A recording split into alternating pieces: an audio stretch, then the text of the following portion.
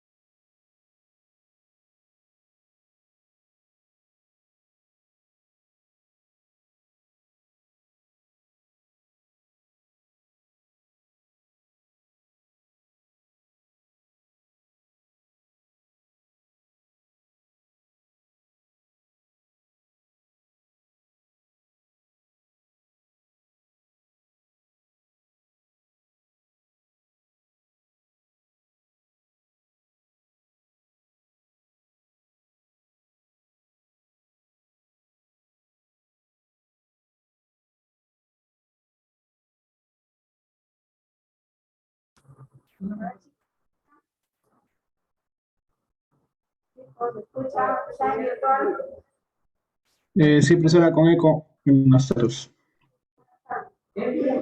Vamos a iniciar ya el tema de hoy. Está en la posición, a ver, es compañero de Luis para que pueda iniciar. Jonathan dice, pero no está conectado. Ya.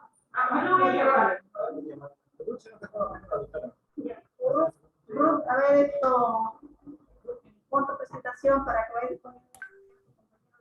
Sí, doctora. ¿Ya empiezo?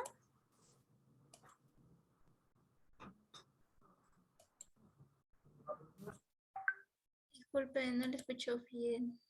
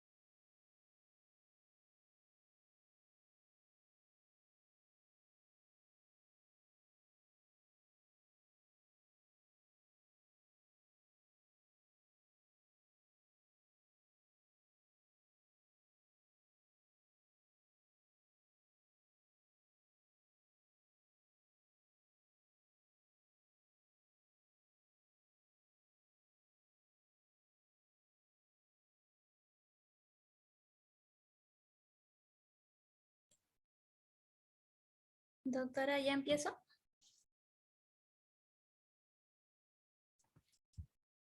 Sí, Ruth, empieza, ya te escuchamos. Ya, doctora.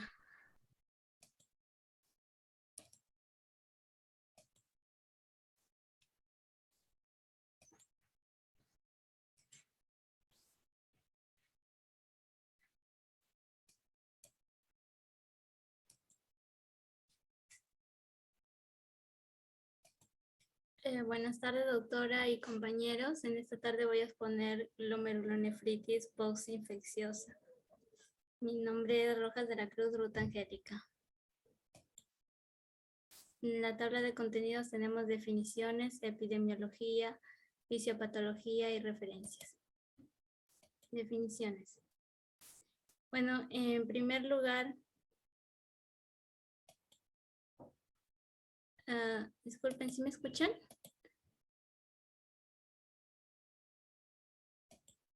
Acá en el Zoom sí te escucho.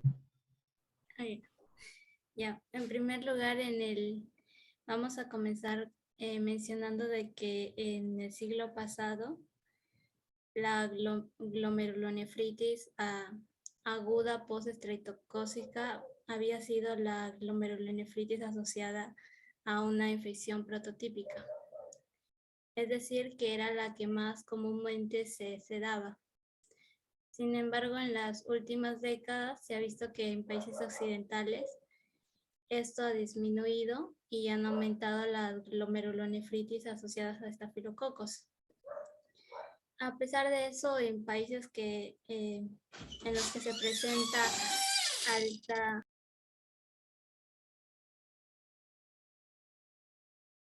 disculpen.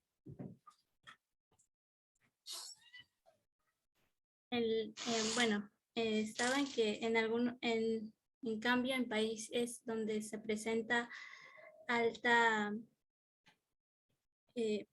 bajos recursos económicos y aglomeraciones, vamos a ver de que aún sigue en aumento las glomerulonefritis agudas postestreptocócicas.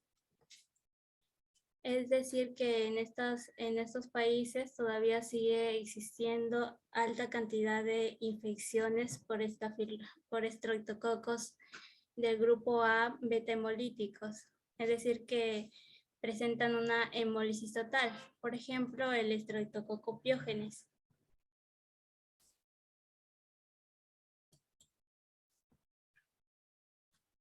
Algunas diferencias que podemos ver entre la glomerulonefritis postestreptocócica es que se presenta mayormente en niños. Por otro lado, la glomerulonefritis asociada a estafilococos se va a presentar más en pacientes adultos, ancianos. La glomerulonefritis aguda postestreptocócica generalmente se da en niños entre los 5 a 10 años. Por otro lado, tenemos que la glomerulonefritis asociada a estafilococos se va a asociar a una glomerulonefritis aguda que va a estar en curso. En cambio, en la glomerulonefritis postestreptocócica generalmente se da luego de que ya se ha producido la infección.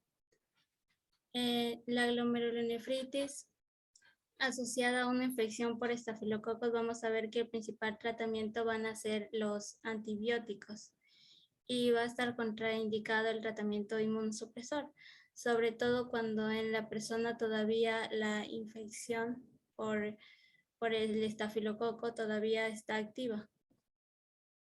Las infecciones implicadas a la glomerulonefritis asociada a estafilococos son la endocarditis infecciosa y algunos factores que van a contribuir, por ejemplo, son el uso de drogas por vía intravenosa y eso generalmente se da en jóvenes y el uso de dispositivos cardíacos.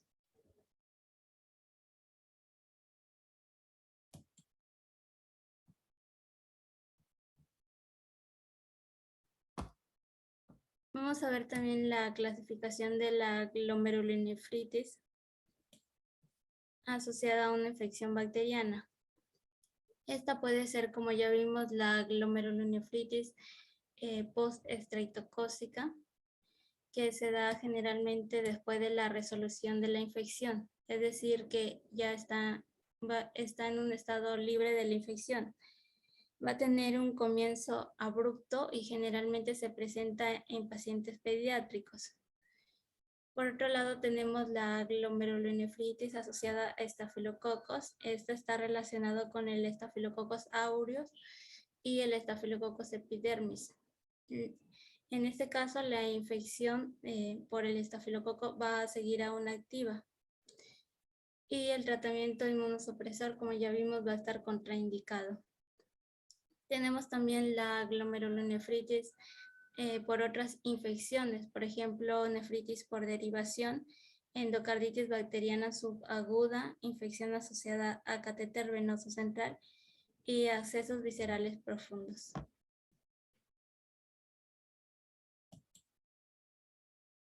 Epidemiología. Vamos a ver primeramente la epidemiología de la glomerulonefritis aguda postestreptocócica. Vemos que en el siglo XIX generalmente se presentaban pacientes con escarlatina causada por infección de estreptococos piógenes.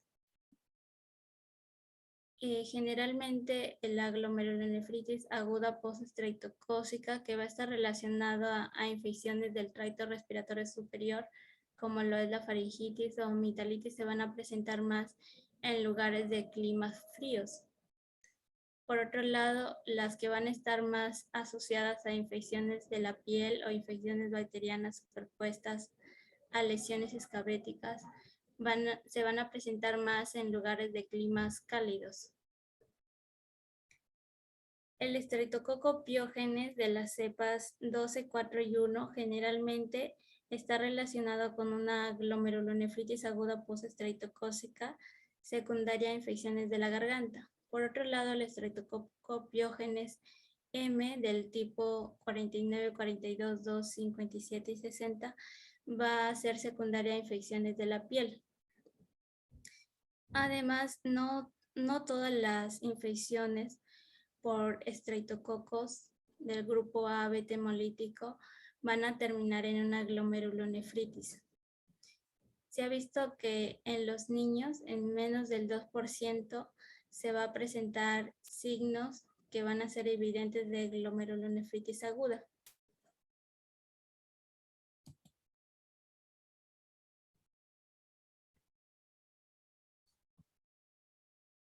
Otro dato que tenemos es que la glomerulonefritis aguda postestreptocócica afecta principalmente a pacientes pediátricos de entre los 3 a 15 años. Y tenemos de que han existido epidemias entre 1950 al 2001. Existió 12 epidemias en las que había más de 100 casos y 16 epidemias en las que había menos de 100 casos. Y que el riesgo de nefritis en epidemias, 5% se asociaban a infecciones de garganta, mientras que el 25% eran secundarias a una piodermitis por cepas de estreptococos del tipo 49. Además tenemos de que ha habido una reducción de glomerulonefritis aguda postestreptocócica después de la década de 1980 en países de ingresos medios a altos, y esto se debe a que en estos países ha habido mejoras en los estándares de vida. También ha habido crecimiento socioeconómico, han mejorado las prácticas de higiene, hay menos hacinamiento en los hogares, también de que hay prevención y tratamiento de la sarna en los niños y un mejor acceso a la atención médica, lo que no se ve en países de ingresos más bajos, donde no vemos la reducción, sino más bien que prevalece la glomerulonefritis por estreptococos del grupo A.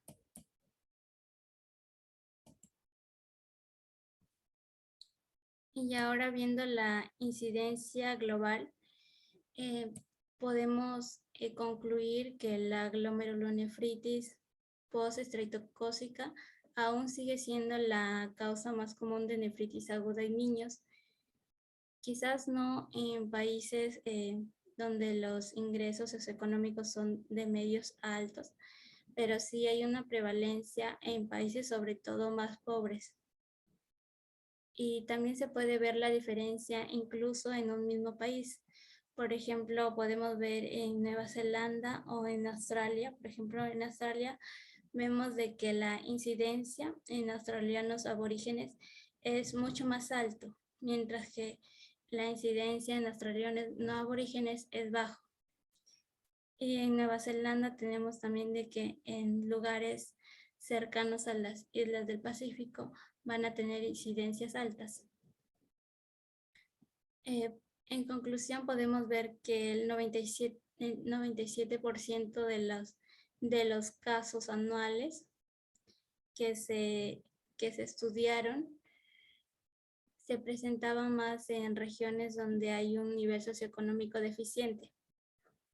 Además, esto permitió conocer de que en algunos países hubo una disminución en un periodo de 9 años, y esto debido a que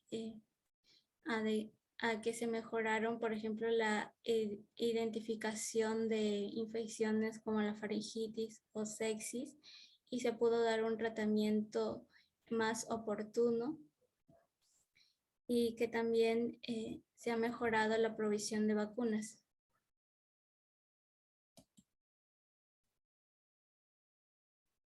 Ahora vamos a ver la epidemiología de la glomerulonefritis asociada a infección por estafilococos.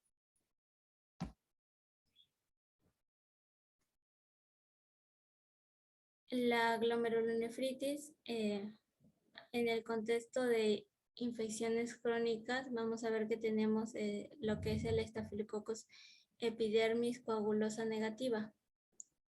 Vemos también que entre 1970 y 1980 la glomerulonefritis proliferativa difusa en pacientes con infecciones de estafilococos también se dieron en infecciones agudas, es decir, que en un principio se observaron en infecciones crónicas, por ejemplo la endocarditis, pero luego ya se observaron también como origen las infecciones agudas por estafilococos. En este caso vamos a tener como agentes etiológicos al Staphylococcus epidermis coagulosa negativa y Staphylococcus aureus, que puede ser sensible a meticilina o resistente a meticilina. En 1990, en Japón, se dieron infecciones por estafilococos aureus con glomerulonefritis aguda concomitante y superantígenos estafilococos implicados. Y luego se dieron muchos más casos en los Estados Unidos, donde se vio de que había una naturaleza dominante de inmunoglobulina A de los depósitos de inmunocomplejos y presencia concomitante de vasculitis leucocitoclástica, que es una vasculitis que generalmente afecta principalmente a los vasos sanguíneos pequeños y que simula una vasculitis de inmunoglobulina A. La glomerulonefritis, que está asociada a infecciones por estafilococos, va a afectar principalmente a varones adultos mayores. Su punto máximo de incidencia está entre la quinta y la séptima década de la vida. Además de esto, también puede afectar a pacientes jóvenes, sobre todo en el contexto de endocarditis en pacientes que usan drogas por vía intravenosa. La incidencia exacta de glomerulonefritis asociada a estafilococos es difícil de determinar y no existen grandes estudios que describan su incidencia y prevalencia en una población en general. La glomerulonefritis asociada a estafilococos puede tener como agente etiológico tanto al Staphylococcus aureus como al Staphylococcus epidermis. En este caso tenemos como dato que el Staphylococcus aureus resistente a meticilina va a generar el 40% de las infecciones hospitalarias en los Estados Unidos y que también ha empezado a aumentar las infecciones en comunidad. Y además tenemos que la Staphylococcus epidermidis, a pesar de ser un organismo comensal de la piel, puede llegar a ser un patógeno peligroso, ya que tiene la capacidad de sobrevivir en biopelículas, lo que le permite permanecer en instrumentos médicos como catéteres venosos centrales y provocar también infecciones intrahospitalarias. Fisiopatología. Vamos a ver la fisiopatología de la glomerulonefritis post-estreptocócica. Bueno, en primer lugar se va a dar una infección por el estreptococo del grupo A beta-hemolítico, por ejemplo, el estreptococo piógenes. Puede ser una faringitis o una piodermitis, que va a generar la respuesta inmunoral y la respuesta inmune celular y inmune humoral. Y esto va a generar que se creen inmunocomplejos, es decir, la unión del anticuerpo con el antígeno de la bacteria. Y estos inmunocomplejos pueden viajar a través de la sangre hacia los riñones. Llegando ya a los riñones, en lo que es el glomérulo, vamos a ver de que los posibles antígenos estreptocócicos que están relacionados con la glomerulonefritis post-estreptocócica son la exotoxina B de proteasa pirogénica estreptocócica y la proteína de unión a plasmina de nefritis. Estos antígenos por sí solos o también en los inmunocomplejos no van a poder atravesar la membrana basal del glomérulo. Sin embargo, van a interactuar con la plasmina. Al interactuar con la plasmina se ve relacionada con lo que es la activación del complemento, la liberación de las metaloproteinasas de la matriz y colagenasas, la infiltración y activación de células inmunitarias, incluida la liberación de citoquinas, y también va produciendo de esta manera cambios en la membrana basal glomerular y en la matriz extracelular mensagial, De esta manera, todos estos cambios van a permitir que los complejos inmunes puedan romper la barrera de filtración y puedan ingresar y se acumulen como jorobas subepiteliales por debajo de los podocitos. Estas jorobas subepiteliales se pueden ver, por ejemplo, en una microscopía electrónica. Además de esto, en una inmunofluorescencia se pueden observar los inmunocomplejos, la proteína C de los complejos, y en una microscopía óptica se puede ver la hipercelularidad.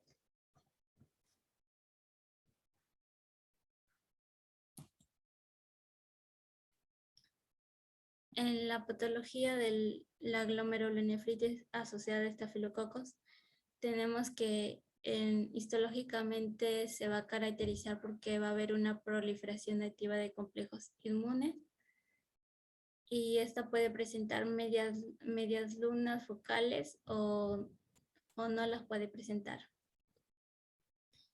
Además, en la inmunofluorescencia se va a ver la tinción de la inmunoglobulina A y de la proteína C3 del inmunocomplejo.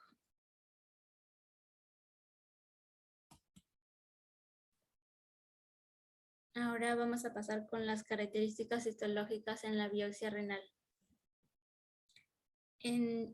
Por microscopía de luz, en la glomerulonefritis postestreptocócica vamos a ver que va a ser bastante uniforme, va a haber hipercelularidad endocapilar difusa o focal, van a haber lesiones exudativas que pueden ser causadas por leucocitos polimorfonucleares o por células mononucleares mezcladas. Además de esto, también puede haber necrosis tubular aguda, puede existir pocos cilindros de glóbulos rojos dispersos, puede haber grado variable de inflamación y edema intersticial. Por otro lado, vemos en la glomerulonefritis asociada a estafilococos que va a ser de amplio espectro, va a haber una hipercelularidad mesangial, también hipercelularidad endocapilar, con lesiones exudativas en algunos casos. Va a existir también lesiones necrosantes segmentarias, glomeruloesclerosis diabética nodular con hipercelularidad mesangial superpuesta. En este caso, por ejemplo, podemos ver de que los cilindros de glóbulos rojos dispersos van a ser muy comunes y que la inflamación intersticial es de leve a moderada en parches. Y en esta imagen podemos ver la hipercelularidad que se observa en la microscopía de luz y también los cilindros de eritrocitos.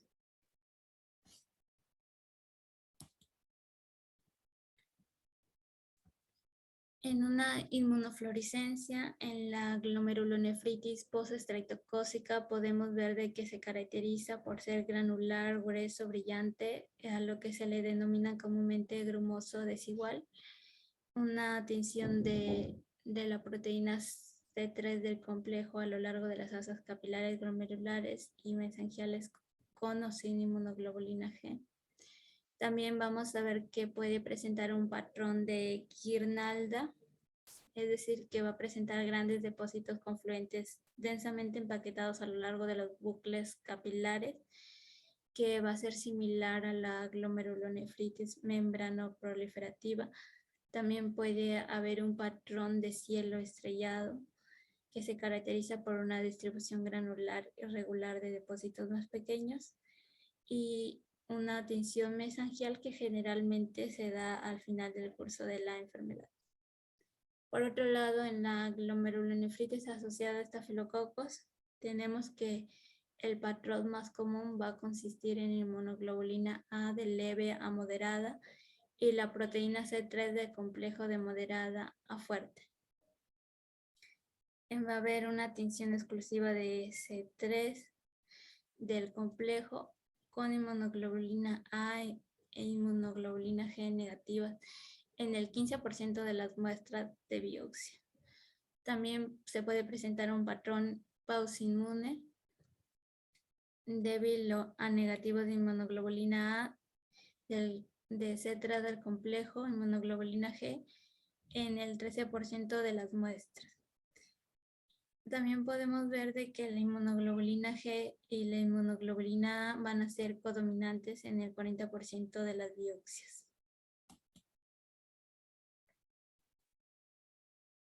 Ahora en el microscopio electrónico también vamos a tener algunas características histológicas, como lo es, por ejemplo, en la glomerulonefritis postestreptocócica, los depósitos subepiteliales grandes, dispersos y normalmente abundantes, discretos, en forma de cúpula, que lo vimos, por ejemplo, en la patología, cómo se formaban lo que son las jorobas,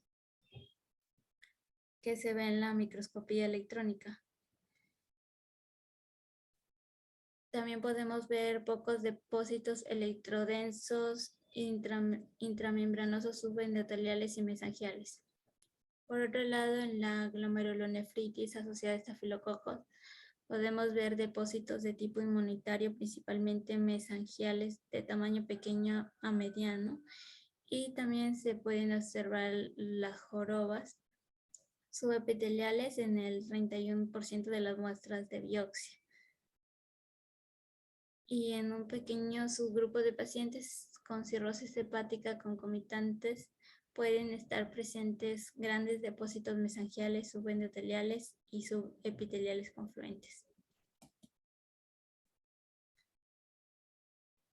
Ahora vamos a hacer una comparación de las características clínicas y del laboratorio de la glomerulonefritis postestreptocócica y la glomerulonefritis asociada a una infección por estafilococos. El grupo de edad que generalmente se presenta la glomerulonefritis postestreptocócica van a ser pacientes pediátricos, generalmente en la primera década de la vida. Por otro lado, la glomerulonefritis asociada a infección por estafilococos se da generalmente en adultos entre los 50 y 80 años y en jóvenes con endocarditis asociada al uso de drogas intravenosas.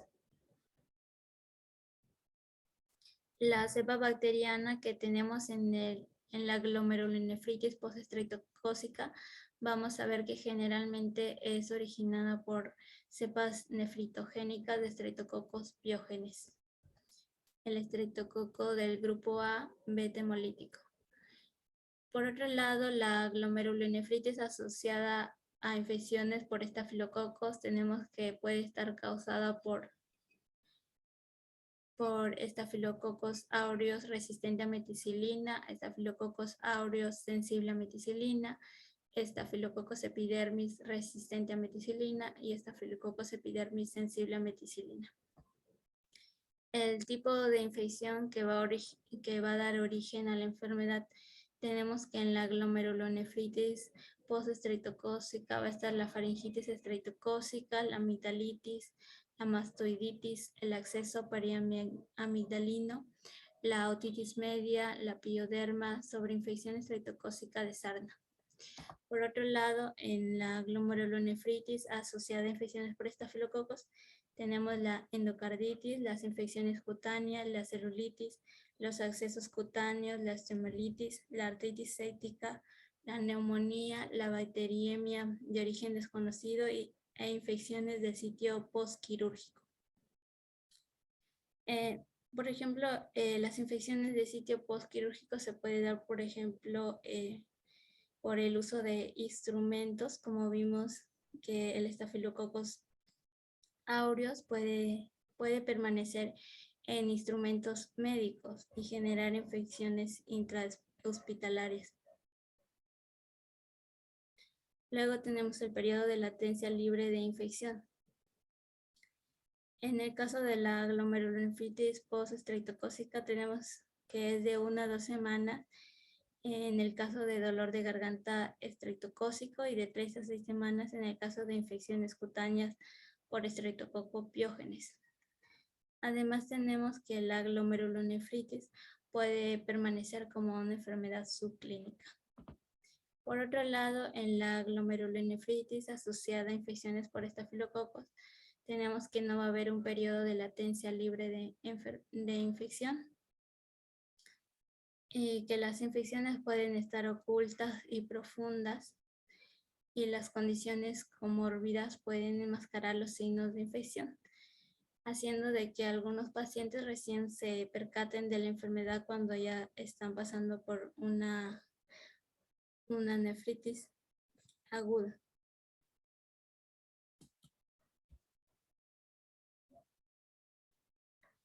Ahora, en la presentación clínica vemos que en la glomerulonefritis post-estreptocócica la función renal va a ser normal y los niveles de creatinina sérica van a estar levemente elevados.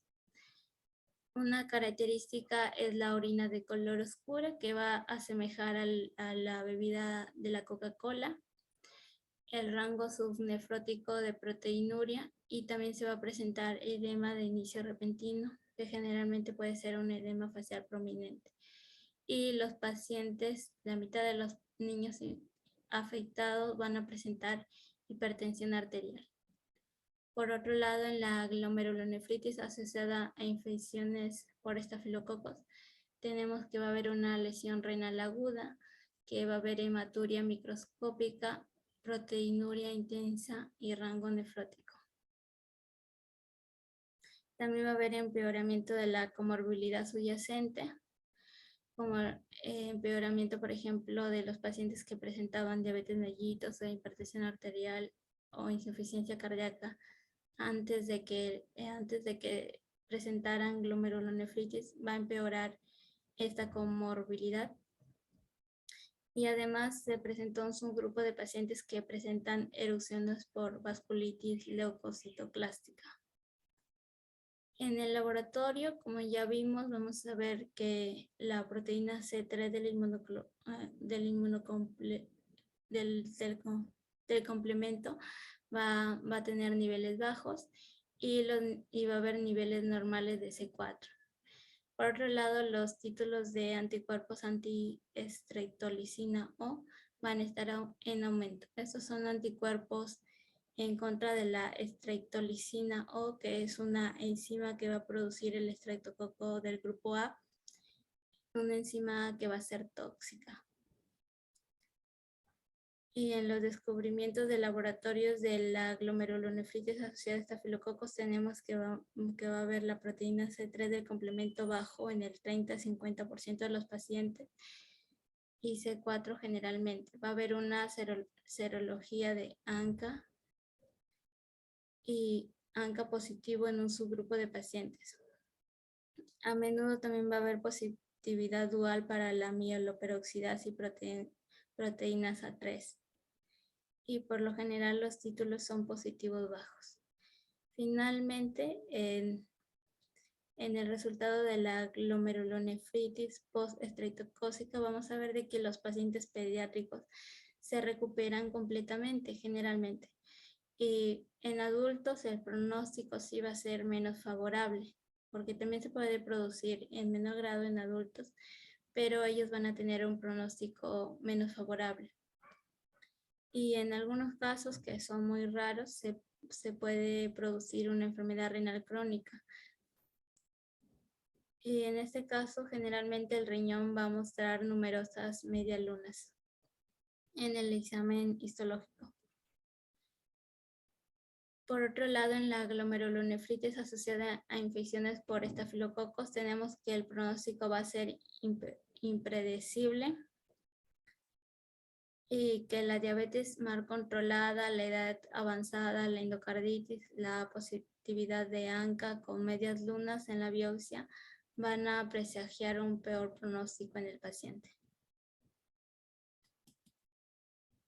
Esas son las referencias. Gracias.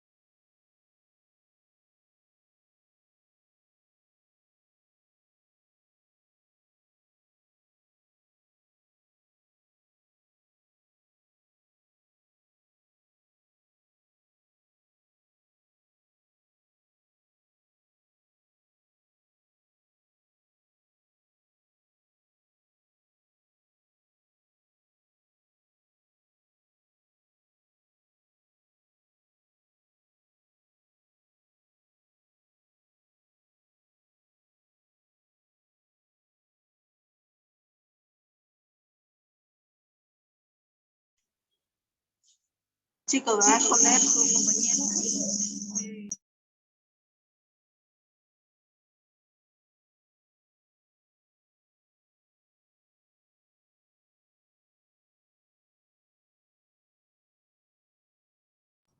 Chicos, que con el siguiente tema. No, sí, esa profesora. Ya hace la ronda de preguntas.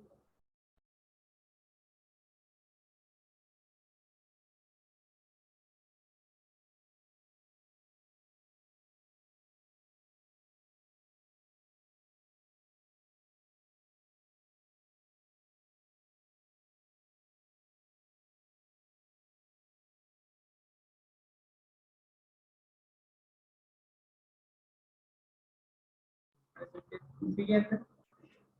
¿Se escucha, no? ¿Se escucha? Sí, se escucha. Efectivamente, no es un tema.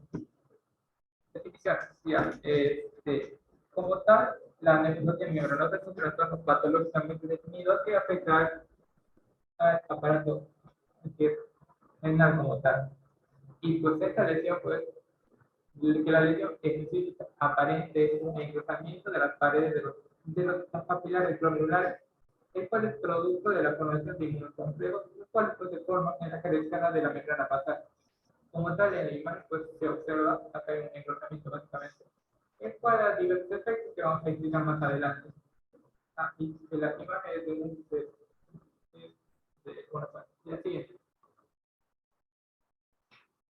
Con respecto a los antígenos, en esta tabla están los diversos antígenos, los cuales vamos a explicar más adelante. Siguiente.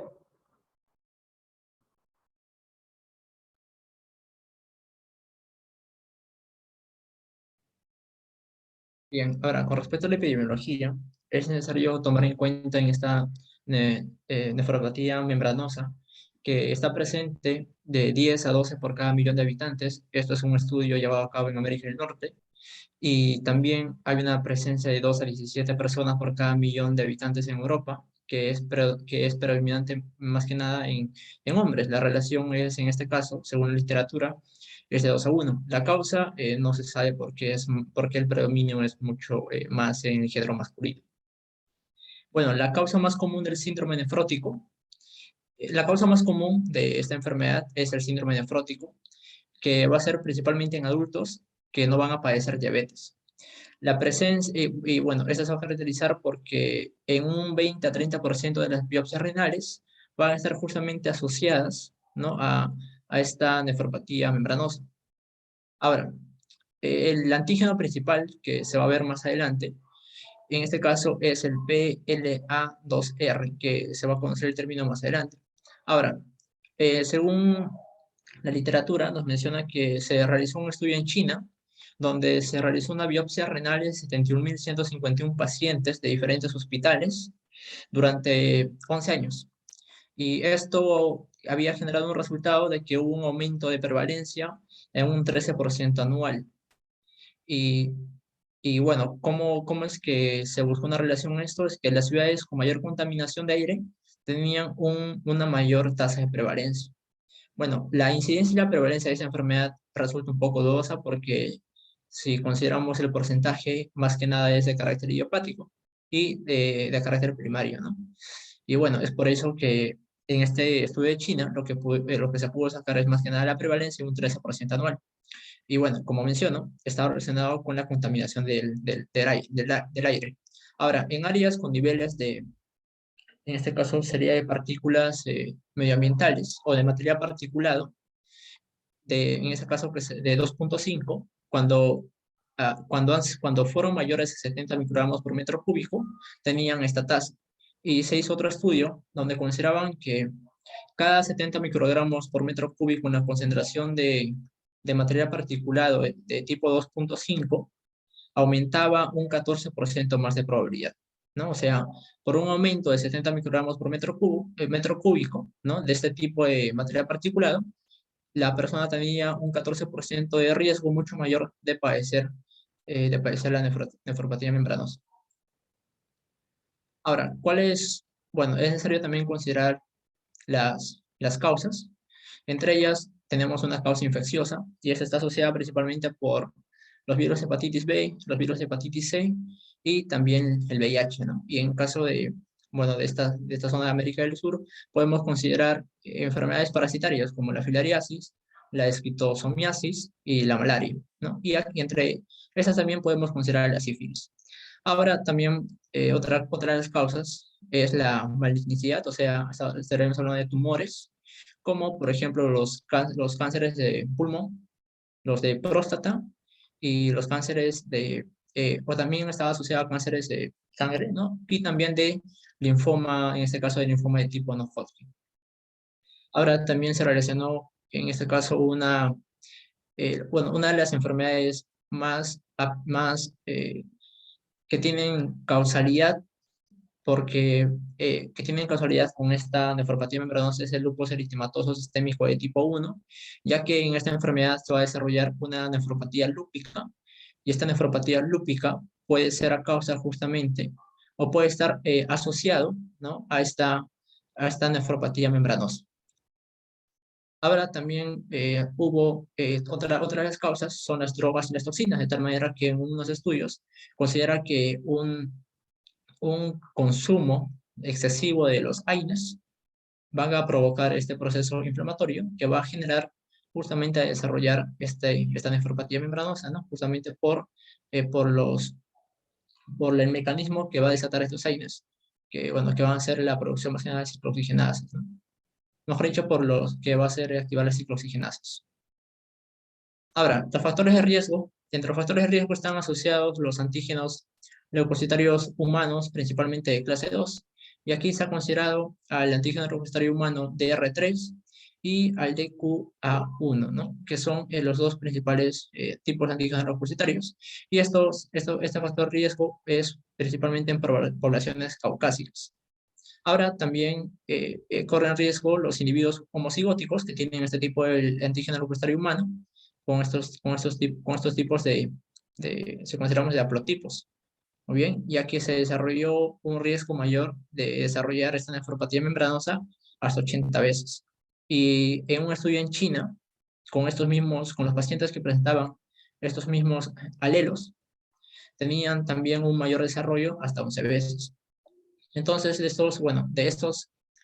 esta presencia, ¿no?, de estos genes en diferentes alelos, se pudo en este caso, diferenciar haplotipos, 3 tipos de haplotipos diferentes, que sería el DRB1 1501, que estaba presente en individuos de Asia Oriental, el DQA1 0501, que estaba presente en individuos europeos, y el DRB1 0301, que estaba presente en ambas etnias. Ahora, también, otros factores de riesgo, como vemos en este cuadro, tiene que ver la edad, ¿no? De tal manera que los ancianos, principalmente de las quinta y sexta edad, tienen mayor predilección a desarrollar esa enfermedad que los jóvenes. También el género, que va a ser más que nada de masculino en comparación de femenino, y estos antígenos leucocitario humano, estos tipos de antígenos leucocitario humano que presenta. Y también va a estar presente la hipertensión. Bueno, y también va a estar asociado una disminución de los niveles de albúmina de 1.5 gramos por decilitro, también los niveles de creatinina, ¿no? Y también podemos ver aquí las proteínas urinarias, donde va a haber una presencia del síndrome nefrótico, proteinuria y la presencia de anticuerpos como la IgG. Bien, ahora es necesario tomar en cuenta la clasificación. Como mencionaba, normalmente se clasificaba en una nefropatía membranosa de tipo idiopática y de tipo idiopática y de tipo secundaria Sin embargo, algunos autores en la actualidad dividen esta nefropatía membranosa en 3 tipos. Una que es idiopática, una que es primaria, y es la más abundante, ¿no?, porque es de 70-80%, y otra que es de tipo secundario.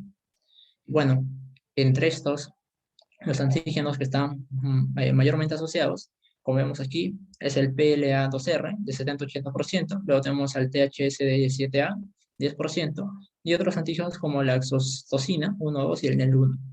Ahora, ¿Cuáles van a ser los antígenos implicados en la nefropatía membranosa, en este caso primaria?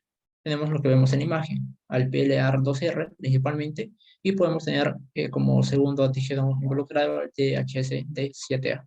Ahora, también vamos a ver antígenos implicados en una nefropatía membranosa, pero de tipo secundario, y aquí vamos a destacar a la tiroglobulina. También a la tiroglobulina, al antígeno prostático, ¿no? También.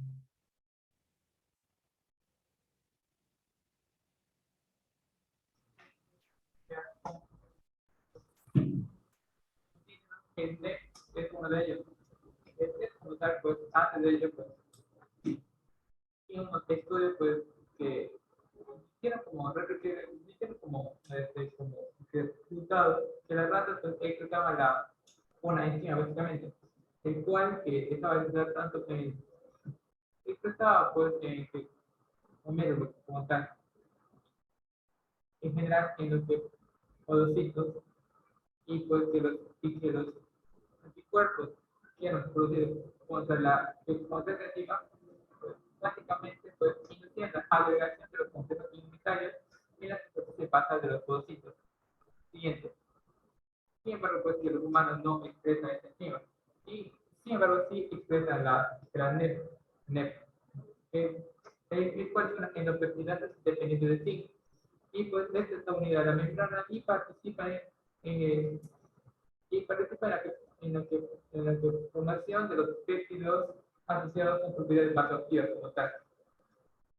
Y pues este fue que, esta enzima fue que, bueno, esta endopeptidasa fue que básicamente que hallada en el año 2002, y pues se les asoció básicamente que con esta enfermedad, que es nuestra enfermedad. En la imagen, pues, que se puede ver su estructura, básicamente. Sí, ahí está, siguiente. Con respecto a su acción, básicamente, esta es una condición bastante rara. ¿Por qué? Porque esta, pues, que se da en las madres, básicamente. Como tal que las madres, pues, necesitan una mutación sin sentido, tanto homocigota o heterocigota, para que la MME, cuál es la que significa que la NET se dé en una ausencia de NET, básicamente. Entonces, al momento de la gestación como tal, en la que, en la que, en la que durante la gestación, cuando el feto está con la que placenta como tal, haya considera un contacto, pues, básicamente, porque en la placenta están, pues, básicamente todos los componentes, y en ellos, pues, el padre, pues, da la NET, básicamente, el cual, pues, da como efecto que la madre tiene unos anticuerpos, de los cuales van a ser posteriormente dados al feto durante la tercer semestre de gestación, básicamente. Estos anticuerpos como tal son de tipo inmunoglobulina G, y pues son dados al feto, el cual, pues, ya adquiere una enfermedad activa, básicamente, porque al haber anticuerpos contra algo que sí expresa, pues se le vamos a atacar, básicamente, generando diversos efectos. Como tal, que estos